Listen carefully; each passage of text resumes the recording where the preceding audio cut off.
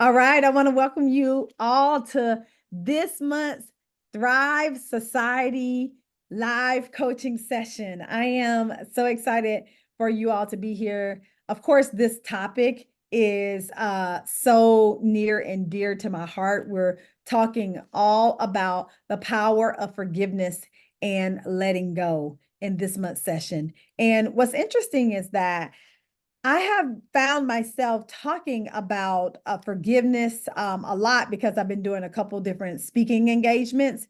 And so I just did a speaking engagement this past week to an audience of about 600.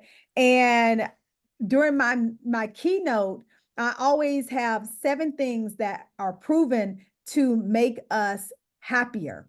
And one of those things is forgiveness. And I always start off that section of my keynote asking the audience members how many of them want to lose weight. Like so many of us have these goals of losing weight, and so many people in the audience will raise their hands and say, me, I want to lose weight. And I say, okay, great, because the number one way to lose weight is for you to practice forgiveness. And none of them are expecting it, right? None of them. They think I got some kind of secret weight loss plan for them. But truly, if you want to lose weight, you want to practice forgiveness. And I think that, forgiveness gets this bad rap because most of us think forgiveness is allowing, another person to get away with whatever they did to us, right? We are allowing them to just have done something to us that was astronomically painful, and we are forgiving them. So that means they get away with whatever that thing is. And I think that's further from the truth. Forgiveness is really that this whole process of letting go with inside of us, right?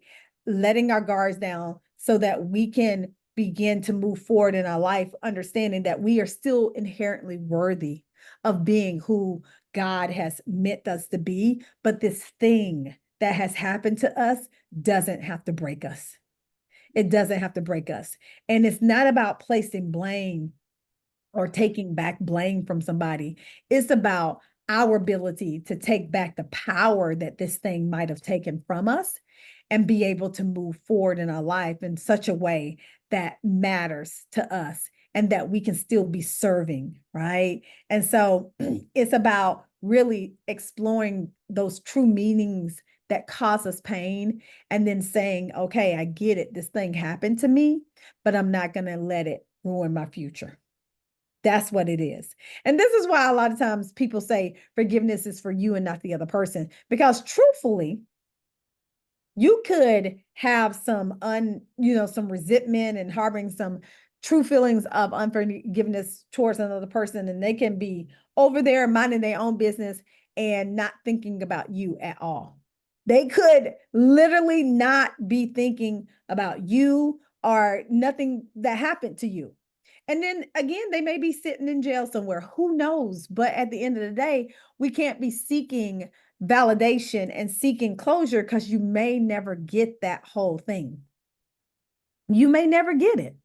And that's the truth when it comes to forgiveness. A lot of times we hold on to these feelings of anger, and we harbor them, and they begin to make us rotten on the inside. Trust me, I know. I absolutely know. I have been there. Most of you know my story. I grew up with a mom who was addicted to drugs, sleeping night on after night on the couch in the crack house. And when you grow up like that, there are some things that you have in your heart in terms of unforgiveness, right? I dealt with unforgiveness of Lucy for so many years.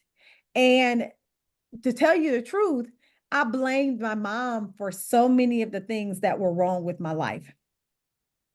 I mean, I lived in Kentucky for most of my, early adulthood because that's where I went to college. She lived in South Carolina. If I were to walk down the street and I fell, it would have been my mama's fault. It literally would have been her fault. Every single thing that happened to me that was wrong in my life was her fault. And it wasn't until a dear friend said to me when we were sitting having a conversation, I was complaining about my mom. He was like, you know, you only get one mom. You complain about your mom and all the things that are wrong with their mom and all the things she did to you and all those things. And yeah, I get it. Like, I'm sure those things did happen and I'm sorry they happened to you in that manner, but you're an adult. You got a whole child. But yet you are allowing what your mother did back in the day still affect you to this very day, so much so that you don't even know how to move forward. And I was like, how dare you? Right? Like, I'm like, so my initial response was offense. I was so offended, right? And he said, you know, besides all of that, you only get one mother. And unfortunately, you didn't get to choose. And after he left, man, when I tell you, I had to go into some deep, deep thought about that thing because I realized he was right. I was allowing the pain, the hurt, all of the memories of what I used to go through when I was younger with my mom cloud my future and my future direction of where I could go. I couldn't even function properly in the moment and live life and love life because I was so concerned about her and all the things that she did to me and why my life was the way that it was and all of that. So it takes, sometimes it takes for you to truly, excuse me one second. Sometimes it truly takes for you to be awakened to the fact that you have this unforgiveness in your heart for somebody. The other person that I truly believe that we always have to think about and we always have to talk about when it comes to forgiveness is ourselves. Because at the end of the day, a lot of times we don't necessarily always think about ourselves first. I mean, I can ask an audience 1,000 questions about who are the most important people in your life and who do you value the most? And most people never say themselves. So why would I think we would think about ourselves when it came to forgiveness? I don't. This is why I tell everybody when we are talking about forgiveness, sometimes we have to talk about forgiving ourselves.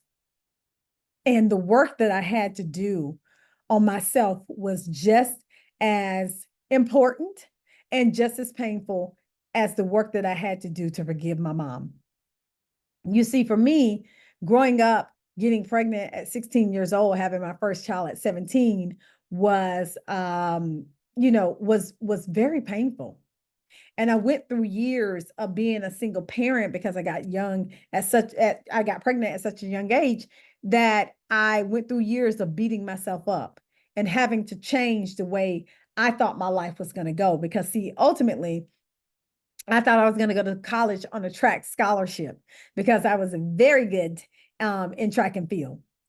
But when I got pregnant, that dream was pretty much shattered because I knew for a fact that I wouldn't be able to hold the schedule that a top tier athlete holds while also being a mother. So I thought that I had missed my dream. And that's why I beat myself up. And so over the years, my father grew up without my son grew up without a father. I beat myself up for that as well. And so over the years, I really had to learn how to love on me. I had to learn how to truly practice, forgiveness and self-compassion for myself because it was absolutely necessary for me to do so. Right. And here's the thing about forgiveness. This this class, right? I'm talking about not only forgiveness, but letting go. And I think that letting go part, that's the part that stumps most of us. right? Because you might be like, all right, Dr. Kiki, I can get with you. I understand forgiveness. I get that I need to get, that I do this, but the letting go part, nah, it's a wrap. I'm not doing that. Right? Because that means that I'm letting them get away with murder, or I'm letting them get away with doing such horrible acts to me. But that's not true. You're letting you get back to the life that you deserve. You're letting you understand that you are worthy of love and all of the happiness that you deserve in your life. You're letting you. By letting go of this pain that has plagued your life, you let you thrive. You let you shine. That's what happens.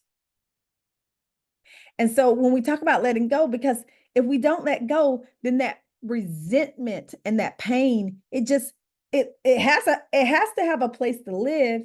And most of the time it lives in our heart. And I don't know about you, but when my heart is hurting and it's full of pain and resentment, it is hard to function. It's hard to really move forward in our life if we can't function properly. So that pain of letting go, you have to endure it so that you can just walk through it and let go. And so there are a couple things that I want to just walk through with you in terms of how to forgive, because I think that when we talk about forgiveness, we all can agree that we need to forgive, but most of the time we don't understand how to actually forgive. And in my book, Get Courageous Now, hopefully you all have it, right? It's the second edition. It's out now. You can grab it on Amazon. But I do walk through a whole exercise in forgiving, excuse me, and letting go. And one of that exercise is that you need to write a letter, right? And so here's the thing about a letter. You are not to necessarily give this letter to the person you're writing it to. This is for you. We're going to keep on that theme that forgiveness is for you, right? We're going to keep on that theme, but you're going to write a letter to the person who you need to forgive. And one might be yourself. And you're going to say, "Dear the person," right? And then you're going to write all the things that they've done to you. All of them. Go into detail. This is your opportunity, right? Because nobody's reading this letter but you. This is your opportunity to get it out. And let me just say, this is probably going to be painful. So you want to do this in a place that is comfortable, is quiet. That's when you want to do this.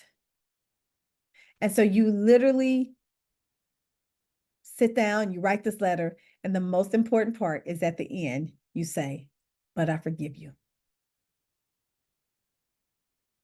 But despite all this, I still forgive you. I still forgive you." I did these things when it came to my mom, and I wrote these letters, and it tremendously helped me. So much so that one day when I called my mom to check on her, and I said, "Hey mama, how you doing?" She said, "Hey baby, I'm doing fine."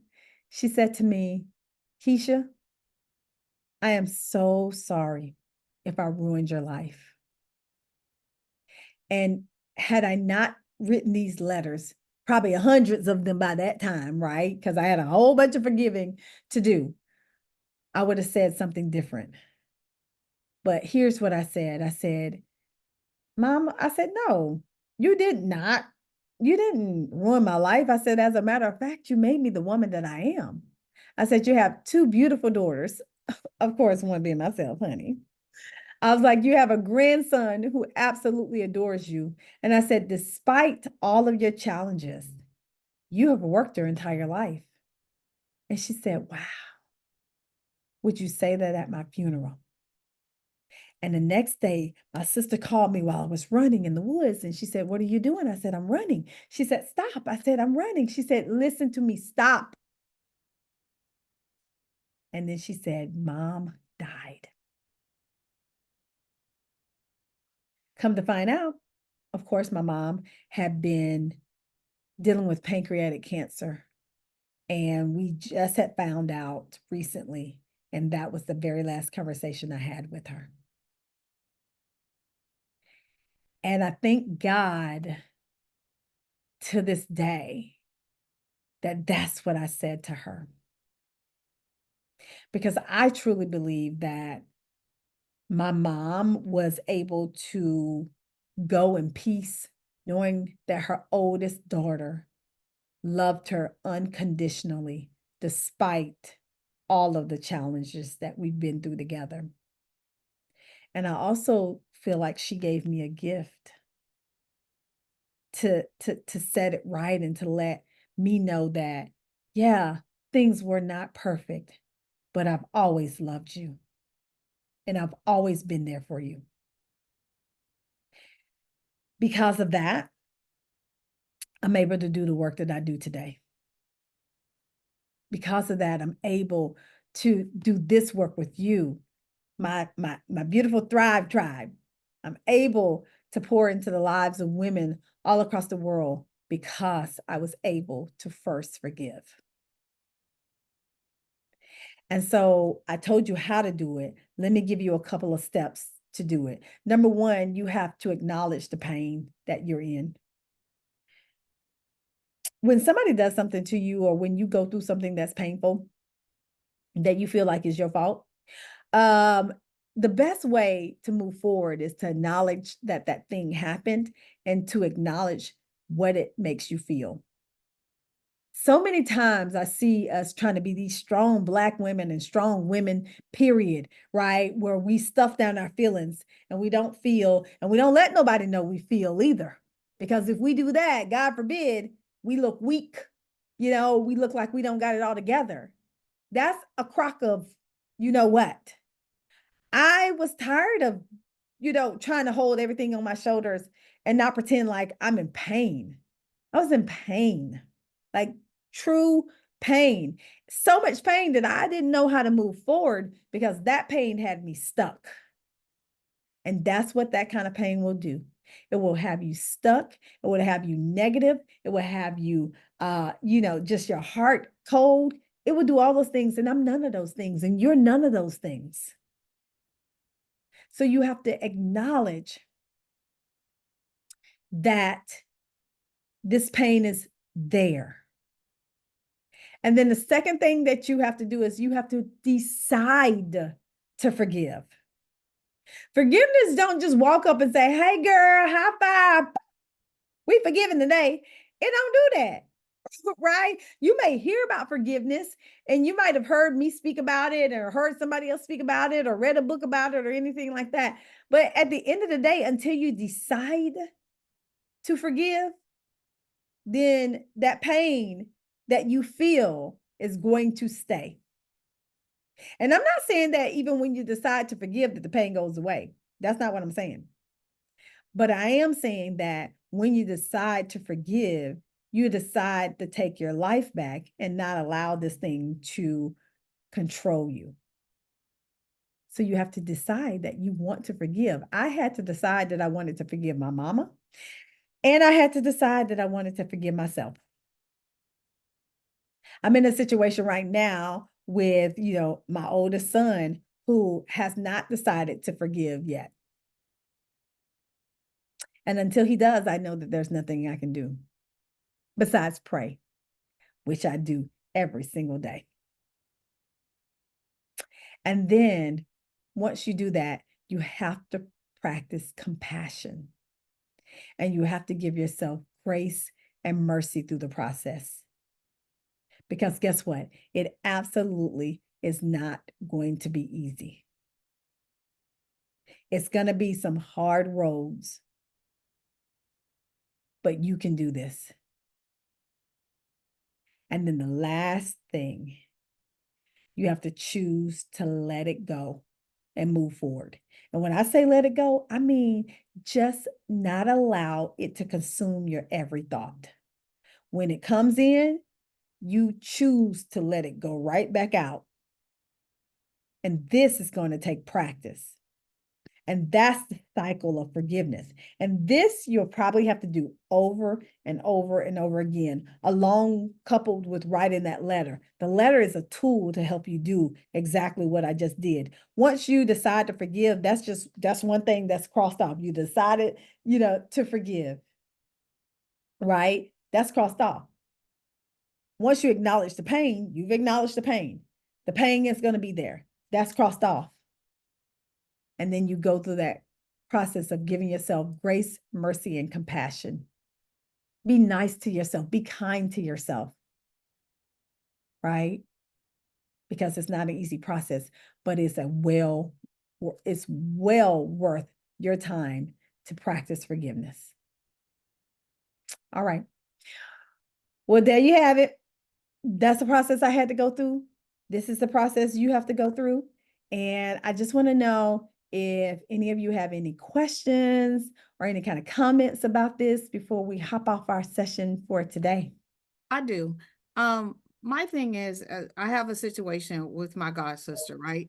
And my thing is I have forgiven her, but my thing is it's very hard because I wasn't able to have my say. Mm. It was like a one-sided kind of thing. And how do you deal with that? And because the thing is, it's easier to me to forgive somebody or to walk away and all those kind of things if they at least heard your side of things. Mm-hmm. When it's just blah blah blah blah, they unload on you and then it's like a nothing, that's very difficult. So how do you deal with something when it's one-sided? And it's something to walk away or to forgive and say, you know what, at least they heard my side of things. But when you don't get that opportunity, to me it's hard, right? Yeah. So that's my thing. Do you have any suggestions for something like that? Yeah, for sure.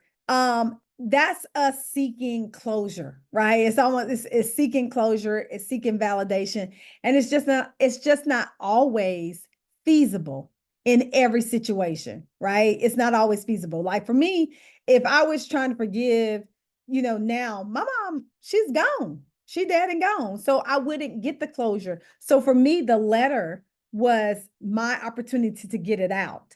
Now, I know that you might hold on to the fact that she didn't hear it, but it's your opportunity to get it out, right? To really say, hey, I'm gonna write this letter and I'm not sending it to her, but I get to get it out and have my say. Now, you've also can talk to other people, but she's alive, right? She's alive. So when it comes to forgiveness, you might not always get the closure. And the reason why I say I don't always tell people to go to the person, because how that person responds may make things worse for you and not give you the closure. So you can go to your sister-in-law and be like, hey, here's my side of the story. But what you're really doing is waiting for her response.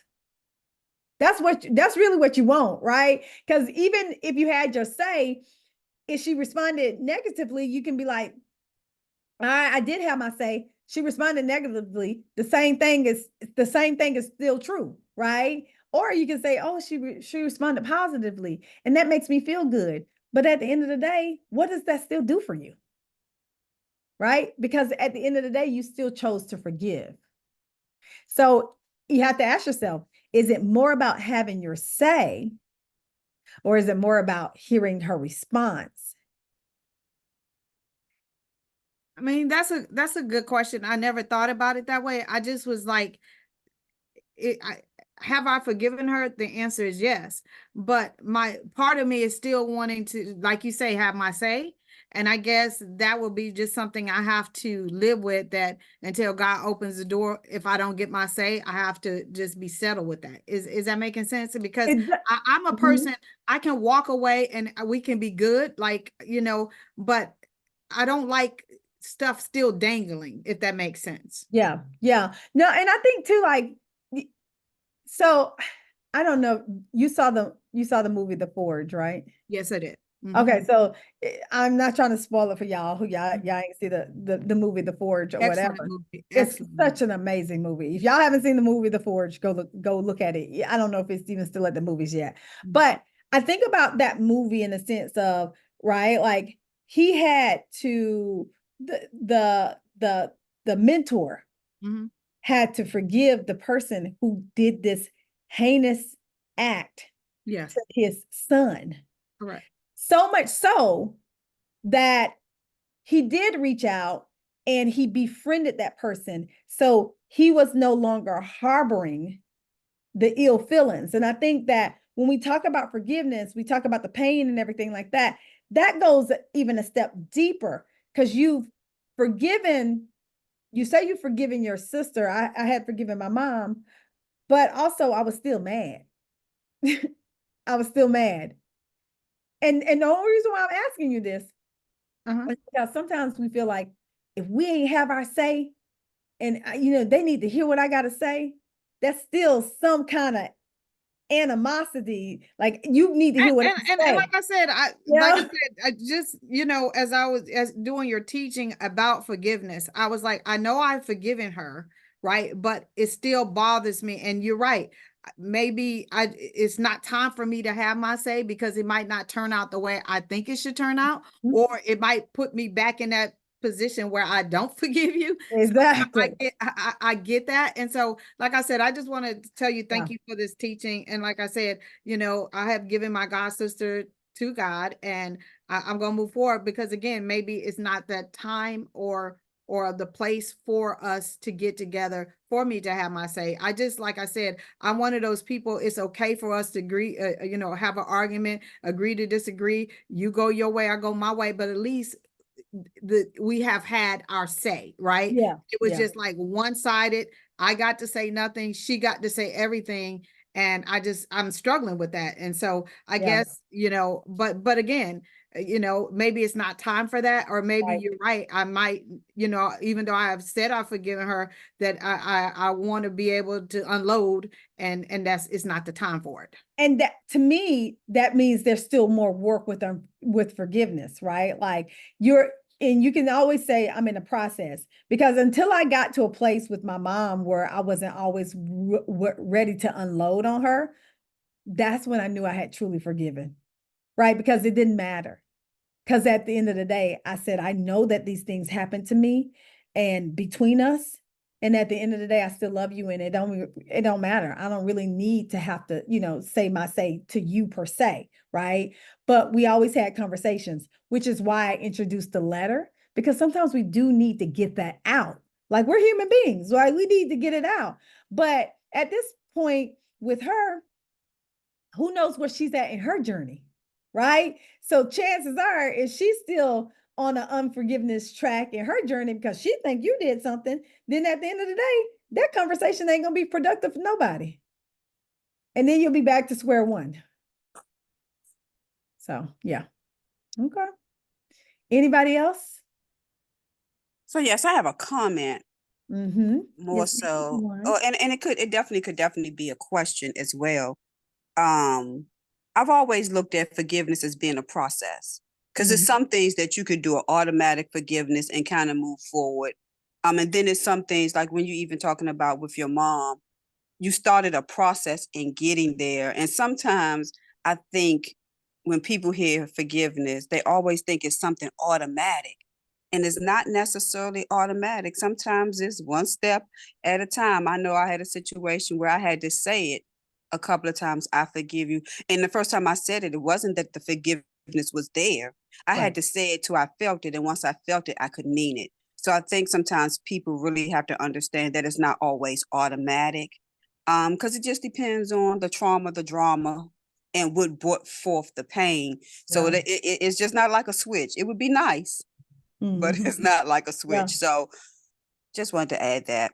No, it's most certainly a process, right? I wrote many a letters to my mom, to myself, and to other people who I felt like, I needed to practice forgiveness on. So, and it took years. It wasn't like, oh, I forgave my mom in a minute. baby. Woo, child. I was like, this thing piled up. How many letters am I gonna have to write? I'm so mad. So every time I would get angry about something, I'd just be like, you know what? I'm about to go to the letter, right? And I just have to write, I just have to write it out. And it almost became like a journaling of sort because I just had to get it out because otherwise I would go off on her. And that was never productive, right? Because that's how I felt. Like I just want to go off on you. Like, no, the funny thing about like relationships with parents and stuff like that, I felt like nobody in the entire world could make me madder than Lucy. Oh my God. Like she knew all the buttons and every nook and cranny to press when it came to me. But I also knew that I loved her more than anybody, I'm saying anybody in the world too. Like, so it was like two sides of the same coin. So, all right. I All don't right. think we think how much unforgiveness cost us. Ooh. It's truly a cost to unforgiveness, and the Yeah. cost never goes to the other person. It's always with the person who refuses to relinquish. It's always us. We be Mhm. suffering. They over there sipping Mai Tais. Yeah. Y'all want a glass of wine. They got some tea lovers cafe tea chilling. They don't even know what you're mad about. They don't even know what you're mad about. They so oblivious to what's going on. So I think this was really good. And this is probably a very timely time in our world, even to be hearing more about forgiveness and the power of it and why it's necessary, because we're seeing some strange days. Child, we are seeing some very strange times, and I think in the months to come, it's going to be a lot of emotions, a lot of feelings, a lot of people feeling hurt and betrayed, and just all those things. And so, I mean, I think one of the things we just have to do is pray for our country, our nation, and people in it, because I truly believe that people are having a very difficult time right now in our country. Like it's just with other people and in relationship with other people. I think people are just having a really hard time at figuring out what does relationship really even mean, right? So Gail, you know that, like, so all right, ladies. Well, I'm excited. Thank y'all so much for joining us. I'll stop the recording in just a second, but joining us for this month's live coaching session in Thrive Society. I appreciate y'all. Listen, we have a whole workbook on this as well, that breaks it down, our monthly workbook. So you can go into the Thrive Society and grab your workbook and work through that as well. It helps you keep your goals together for the month of October, or the month of September. We ain't got that yet. I'm just, y'all. Woo, child, listen. I'm like, this year is wrapping up so fast. And so go ahead and get your workbooks. And I look forward to seeing y'all during our next session next month. All right.